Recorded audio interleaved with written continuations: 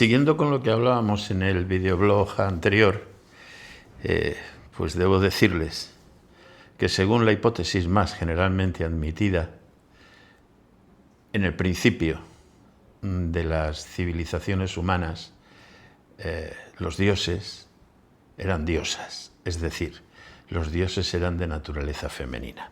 Esta idea ciertamente se popularizó gracias a una obra que llegó a ser un bestseller mundial, El cáliz y la espada, escrita por Ryan Esler, que es según Wikipedia, una académica austríaca estadounidense, socióloga, antropóloga y activista social. En este libro, El cáliz y la espada, Ryan Esler nos plantea que en los primeros asentamientos humanos, ella cita reiteradamente el asentamiento de Catalhuyuk, todas las figuras que aparecen vinculadas a un culto son siempre de naturaleza femenina. Es verdad que alguna de estas figuras, singularmente la Venus de Willendorf, debido a una cierta prejuicio patriarcal, pues se asoció a la figura de una Venus o a un canon de belleza. No parece que sea tal. La Venus de Willendorf parece estar más cerca de la mujer sentada de Catalhuyuk, una imagen de una mujer con sus órganos sexuales hipertrofiados que está sentada en un trono de leopardo y que al mismo tiempo está dando a luz. Esta imagen de la diosa se reparte por doquier por todo el mundo en estos primeros momentos de la humanidad. Y me he tomado la molestia de comprobarlo adquiriendo este libro, El árbol de los mitos, que es un libro donde se recoge la presencia de determinados mitos en los diversos lugares del mundo. Y en relación con este mito de la diosa, los autores han comprobado, página 134, si no recuerdo mal, los autores han comprobado que este mito de la diosa aparece en todos los continentes del mundo.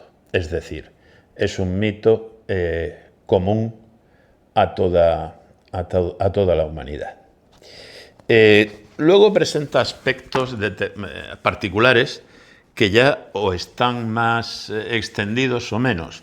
Es decir, el mito de la diosa está generalmente extendido, su carácter asociado a ritos de fecundidad, pues también está mayoritariamente extendido, y luego ya hay otros aspectos como el consorte o el hijo de la diosa o la muerte del dios que aparecen o no aparecen dependiendo de los lugares. A mi juicio tiene sentido, es decir, para cualquier persona que observe la naturaleza observará que todo lo engendrado proviene siempre de una hembra. Y por tanto, si a alguien le preguntan de dónde viene el universo, pues no parece extraño que piense que, bueno, podemos no saber de dónde viene, pero lo que sí sabemos es que siempre las cosas las engendra un principio femenino.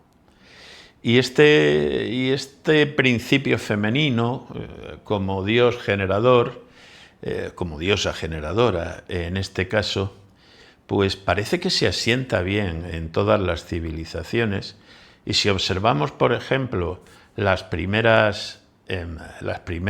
primer poema épico que conservamos de la humanidad, el poema de Gilgamesh, veremos que en este poema la diosa suprema es una diosa, es la diosa Inanna, que es la que gobierna el mundo, mientras que su hermana Ereshkigal es la que gobierna el inframundo.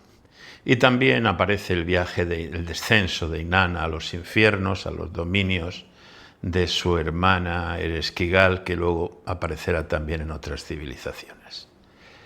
¿Cuándo acaba esta preeminencia del culto a la diosa y da paso al culto a los dioses? Bueno, es un proceso gradual, pero cuyo último ejemplo nos aparece en la curiosísima cultura minoica, en Creta.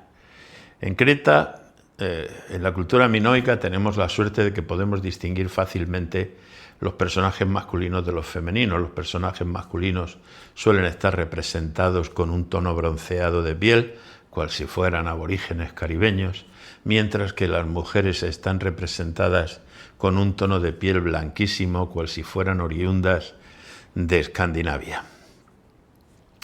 En estas representaciones artísticas que nos quedan de la cultura minoica, aparentemente son las mujeres las que dirigen el culto o las que tienen preeminencia en el culto. Esto no significa que sea una sociedad matriarcal.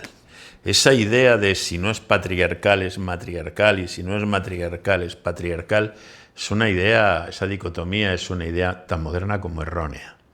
Es decir, la historia del ser humano es una historia de cooperación. Hombres y mujeres, la humanidad ha llegado hasta aquí porque desde la noche de los tiempos, desde que estaban en la sabana africana, cooperaron eficazmente para sacar adelante a la prole.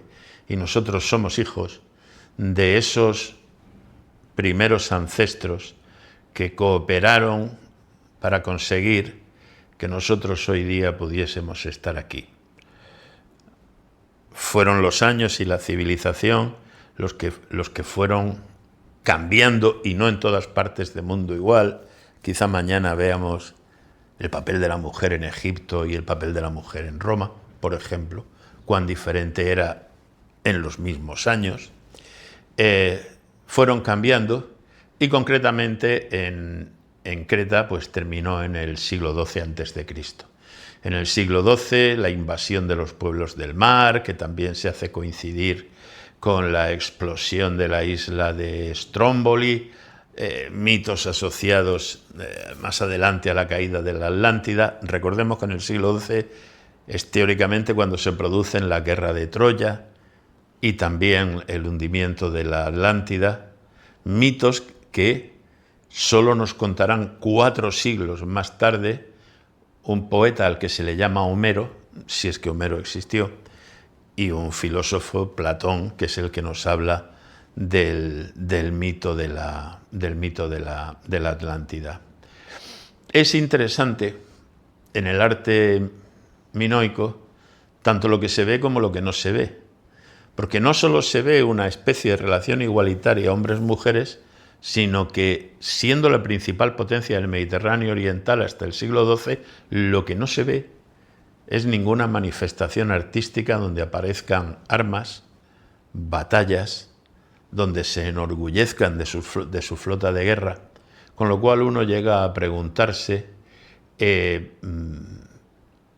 cómo logró esta civilización mantener el dominio sobre esa parte del Mediterráneo oriental.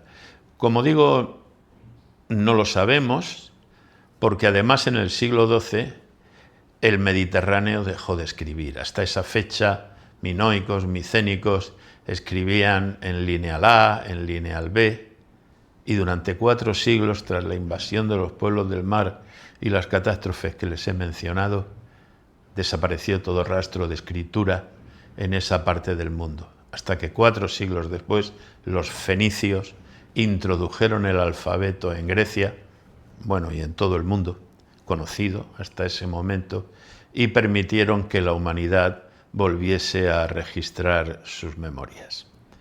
¿Cómo se cambió? ¿Cómo se produjo el tránsito de diosas a dioses? Bueno, eso excede con mucho el videoblog de hoy, y si esto le sigue interesando a alguien, pues que me lo haga saber, que me deje un like y seguimos otro día. Por hoy voy para casa y vamos a preparar la comida.